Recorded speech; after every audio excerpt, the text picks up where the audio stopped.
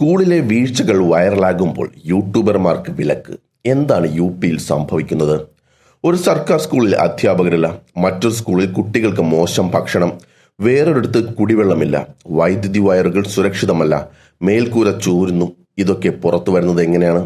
പലപ്പോഴും സർക്കാർ പരിശോധനയിലൂടെയല്ല, മൊബൈൽ ക്യാമറകളിലൂടെയാണ്. ഇപ്പോൾ ഈ വീഡിയോകൾ വൈറലാകുന്ന സാഹചര്യത്തിൽ ഉത്തർപ്രദേശിലെ ചില ജില്ലകളിൽ സർക്കാർ സ്കൂൾ ക്യാമ്പസുകളിൽ യൂട്യൂബർമാർക്കും സോഷ്യൽ മീഡിയയുമായി ബന്ധപ്പെട്ടവർക്കും നിയന്ത്രണം ഏർപ്പെടുത്തിയിരിക്കുകയാണ്. ഓഗസ്റ്റ് 17 ബൽറാംപൂർ ജില്ലയിലെ ബേസിക് എഡ്യൂക്കേഷൻ ഓഫീസർ പുറത്തിറക്കിയ ഉത്തരവിൽ അനുമതിയില്ലാതെ യൂട്യൂബർമാരും സോഷ്യൽ മീഡിയയുമായി ബന്ധപ്പെട്ടവരും സർക്കാർ സ്കൂളുകൾ കയറി ഫോട്ടോയും വീഡിയോയും എടുക്കുന്നത് തടയണമെന്ന് നിർദ്ദേശിച്ചു. ബസ്തിയിലും സമാനമായ നിയന്ത്രണം കൊണ്ടുവന്നു. കഴിഞ്ഞ 3 ആഴ്ചക്കിടെ കുറഞ്ഞത് 5 ജില്ലകളിൽ ഇത്തരം നിർദ്ദേശങ്ങൾ വന്നതായാണ് റിപ്പോർട്ടുകൾ വരുന്നത്. അധികൃതരുടെ വാദം എന്താണ്? സ്കൂളിൽ പഠനം നടക്കുന്ന സമയത്ത് പുറത്തുനിന്നുള്ളവർ ക്യാമറയുമായി കയറി ക്ലാസുകൾ തടസ്സപ്പെടുത്തുന്നു. അധ്യാപകരുടെ ചിത്രങ്ങളും വീഡിയോകളും എടുത്ത് സോഷ്യൽ മീഡിയയിൽ ഇടുന്നു. കുട്ടികളുടെ സുരക്ഷയും പഠനാന്തരീക്ഷവും സംരക്ഷിക്കണം. ചിലർക്ക് ലക്ഷ്യം സ്കൂളിന്റെ പ്രശ്നം പരിഹരിക്കുകയല്ല, വ്യൂസ് കൂട്ടുക മാത്രമാണെന്നും അധികൃതർ പറയുന്നു. ഇവിടെ ഒരു കാര്യം അംഗീകരിക്കണം. കുട്ടികളുടെ മുഖത്ത് മൊബൈൽ ക്യാമറ തള്ളിക്കയറ്റി വീഡിയോ എടുക്കുന്നത് മാധ്യമപ്രവർത്തനമോ സാമൂഹ്യ ഇടപെടലോ അല്ല. കുട്ടികളുടെ സ്വകാര്യതയും സുരക്ഷയും പ്രധാനമാണ്. അധ്യാപകരുടെ ക്ലാസുകൾ തടസ്സപ്പെടുത്തുന്നതും ശരിയല്ല. അനുമതിയില്ലാതെ ആരും സ്കൂളിലേക്ക് കയറി വീഡിയോ എടുക്കുന്നത് നിയന്ത്രിക്കുന്നതിൽ തെറ്റില്ല എന്ന് പറയേണ്ടി വരും. പക്ഷേ ഇവിടെ ഉയരുന്ന ഏറ്റവും പ്രധാനപ്പെട്ട ചോദ്യം മറ്റൊന്നാണ്. സ്കൂളിലെ പ്രശ്നങ്ങൾ പുറത്തു കൊണ്ടുവരുന്ന ക്യാമറകൾ കൂടി അടച്ചു പൂട്ടപ്പെടുകയാണോ?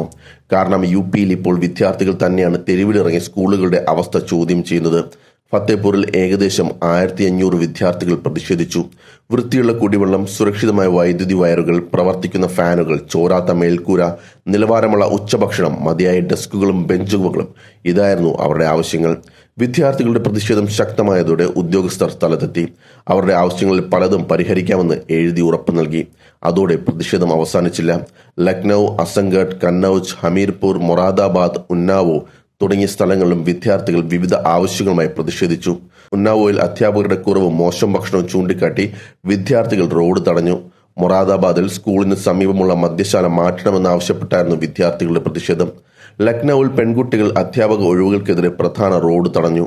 കന്നൌജിൽ ജവഹർ നവോദയ വിദ്യാലയത്തിലെ വിദ്യാർത്ഥികൾ മോശം നിലവാരമുള്ള ഭക്ഷണം ലഭിക്കുന്നുവെന്നാരോപിച്ച് ഹോസ്റ്റലിൽ പ്രതിഷേധിക്കുകയും നിരാഹാര സമരം നടത്തുകയും ചെയ്തു. ഹമീർപൂരിൽ സ്കൂളിലേക്കുള്ള മോശം റോഡിനെതിരെ കുട്ടികളും മാതാപിതാക്കളും ഏകദേശം 5 കിലോമീറ്റർ മാർച്ച് നടത്തി. ആ വിഷയത്തിൽ അലഹാബാദ് ഹൈക്കോടതിയും സ്വമേധയാ ഇടപെട്ടു. അപ്പോൾ ചോദ്യം ഇതാണ്: കുട്ടികൾക്ക് സ്കൂൾ ശരിയാക്കണം എന്ന് പറയേണ്ടി വരുന്ന അവസ്ഥ എന്തുകൊണ്ടാണ് ഉണ്ടായത്? അതിലും പ്രധാനമായി ആ പ്രശ്നങ്ങളുടെ വീഡിയോ വൈറലായപ്പോൾ മാത്രമാണോ അധികൃതർ അതിനെക്കുറിച്ച് ശ്രദ്ധിക്കുന്നത്? ഇവിടെ സോഷ്യൽ മീഡിയയുടെ മറ്റൊരു വശവും കാണാം. സീതാപൂരിൽ സർക്കാർ സ്കൂളുകളിലെ മിഡ് ഡേ മീലിൽ കുട്ടികൾക്ക് വെള്ളം പോലെ തോന്നിക്കുന്ന കറി നൽകുന്ന വീഡിയോ വൈറലായി. തുടർന്ന് അധികൃതർ FIR രജിസ്റ്റർ ചെയ്യുകയും സ്കൂൾ ഹെഡ്മിസ്ട്രസിനെ സസ്പെൻഡ് ചെയ്യുകയും പാചകക്കാരന്റെ കരാർ അവസാനിപ്പിക്കുകയും ചെയ്തു. ബല്യയിലും കുട്ടികൾക്ക് പ്ലേറ്റിന് പകരം കൈകളിൽ തന്നെ റൊട്ടിയും കറിയും നൽകുന്ന വീഡിയോ പുറത്തു വന്നു.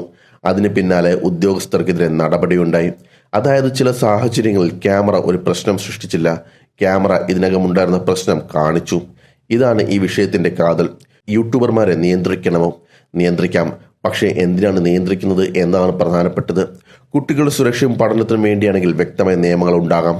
ആർക്കാണ് സ്കൂളുകളിൽ പ്രവേശിക്കാനാവുക? എപ്പോൾ വീഡിയോ എടുക്കാം? കുട്ടികളുടെ മുഖം കാണിക്കാമോ? രക്ഷിതാക്കളുടെ അനുമതി വേണമോ?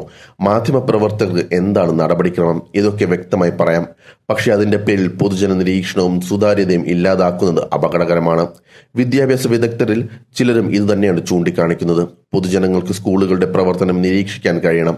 അധ്യാപകർ കൃത്യമായി എത്തുന്നുണ്ടോ? കുട്ടികൾക്ക് സർക്കാർ പദ്ധതികളുടെ ഗുണം ലഭിക്കുന്നുണ്ടോ? മിഡ് ഡേ മീൽ നിലവാരമുള്ളതാണോ? സ്കൂൾ കെട്ടിടം സുരക്ഷിതമാണോ? ഇതൊക്കെ അറിയാൻ പൊതുസമൂഹത്തിന് അവകാശമുണ്ടെന്നാണ് അവരുടെ വാദം. അതിനാൽ പ്രശ്നം യൂട്യൂബർ വേഴ്സസ് ഗവൺമെന്റ് എന്ന രീതിയിൽ മാത്രം കാണാൻ പാടില്ല. ഇത് യഥാർത്ഥത്തിൽ ഒരു വലിയ ചോദ്യമാണ്. ഒരു സർക്കാർ സ്ഥാപനത്തിന്റെ പരാജയം പൊതുജനം എങ്ങനെ അറിയും? സർക്കാർ ഉദ്യോഗസ്ഥർ പരിശോധന നടത്തണം, മാധ്യമങ്ങൾ റിപ്പോർട്ട് ചെയ്യണം, രക്ഷിതാക്കൾ ചോദ്യം ചെയ്യണം, വിദ്യാർത്ഥികൾക്ക് പരാതിപ്പെടാൻ അവസരം വേണം. സോഷ്യൽ മീഡിയയ്ക്കും അതിന്റെ പങ്കുണ്ട്.